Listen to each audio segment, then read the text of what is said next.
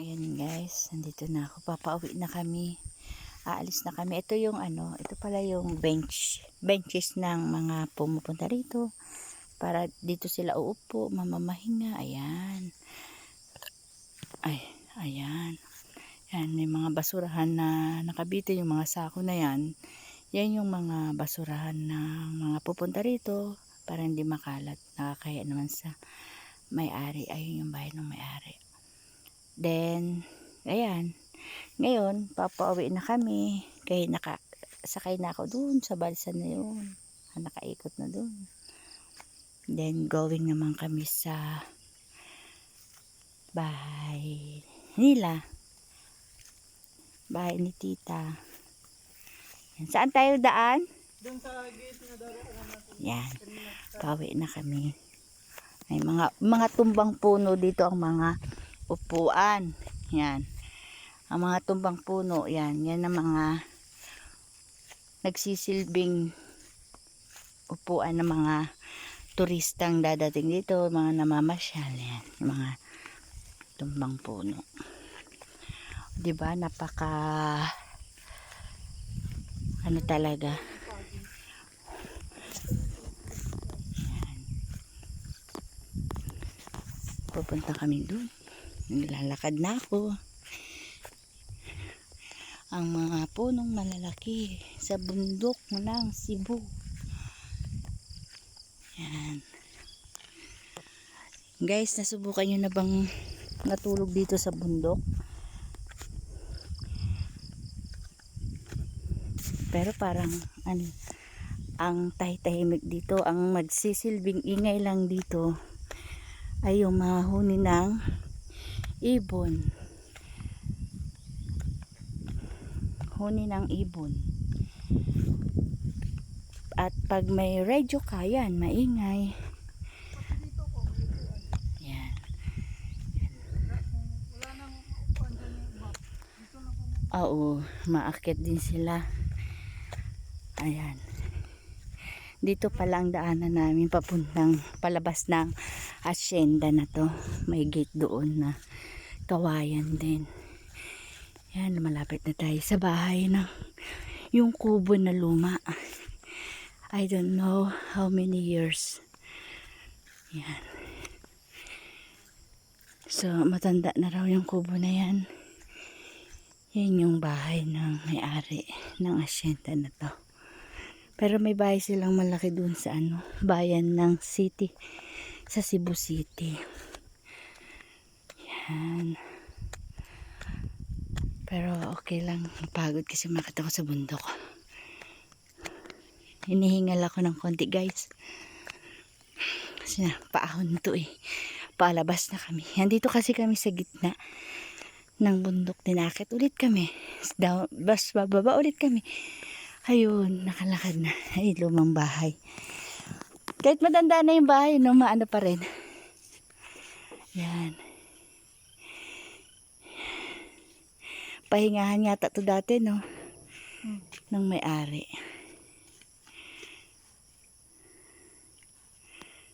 Ang laki ng bahay.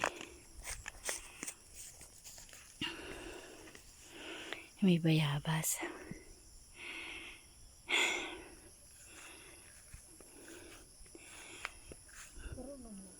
Ganda dito, manirahan, tahimik.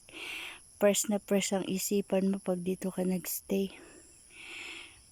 Maganda to pang picture. Pagtanda na, para hindi ma-stress. Green ang paligid. Fresh ang hangin. Magtanim na mga kagulayan. Ayan, pwede para libre ang pagkain at fresh pa. Ayan. Pwede rin mag-uling. May ulingan sila. Tsaka mga gamit mo dito, oh ha? Ay, yung dyan na uuwi. Yung tubig. Yan. Yan ang kabuuan sa likod ng bahay nila, oh, ng may-ari. Ayan na. Dito na tayo. Dito na ulit ako, guys. Papalibutan na yung bundok. Palibot ng bundok, ayan. Ay, my God, yan, ang bundok. Sobrang dami. Sobrang dami ng kabundukan dito, guys. Ayan.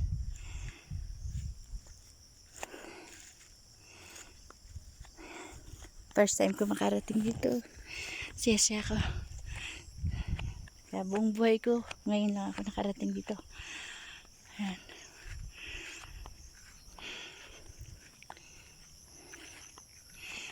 Ayan na.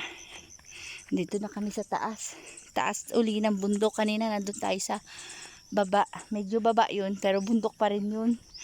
Akit kailangan namin umakit uli dito para going na uwi na kami. Tapos bababa ulit kami. Yan. Yan ang daan, guys. Bababa ulit kami sa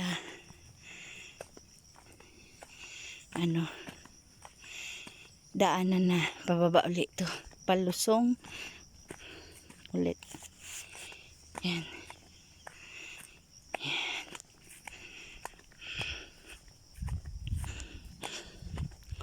Yan. Pababa yan. May bundok din dyan. Yan, palalim. Yan guys, sa mga paligid ng nilalakad ko. Yan. May naglalakad din dito paggabi. Marami. Nagka-camping. Nagka-camping. Mga challenges to sa mga nagka-camping. Mga matatakotin. Kasi puro puno. Ayan. Walang kabahay-bahay.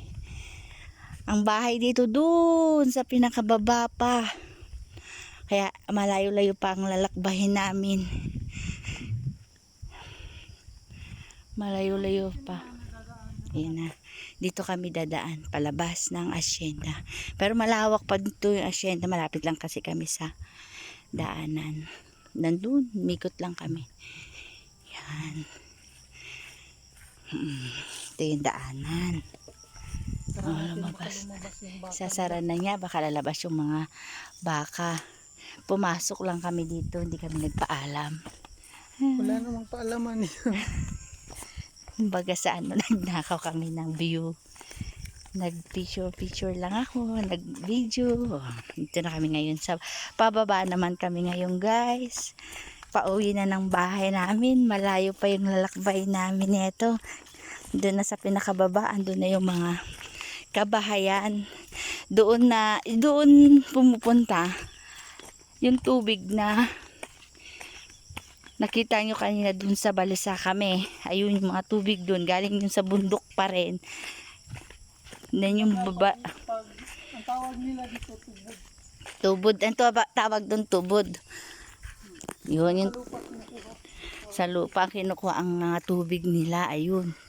Pero pagdating sa bahay nila dun sa may pinaka babang baba, malinaw ang tubig kasi nasala na siya ng lupa at saka ng mga kabatuhan kasi bundok nga. Yan.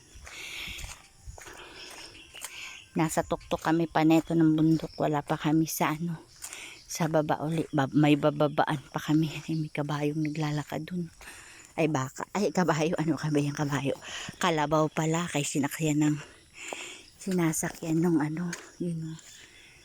Yung baka sa kanilang kalabaw yan. Yan. Yan guys. Yung kalabaw. Ayun. Yung kalabaw naglalakad.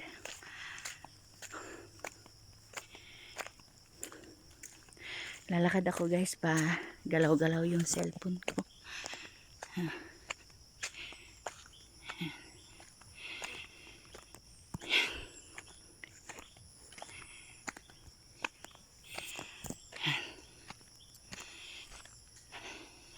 Pwede na rin to guys pang exercise lang ako. Ayun pinagdaanan namin. Yun. Pinanggalingan namin. Doon kami.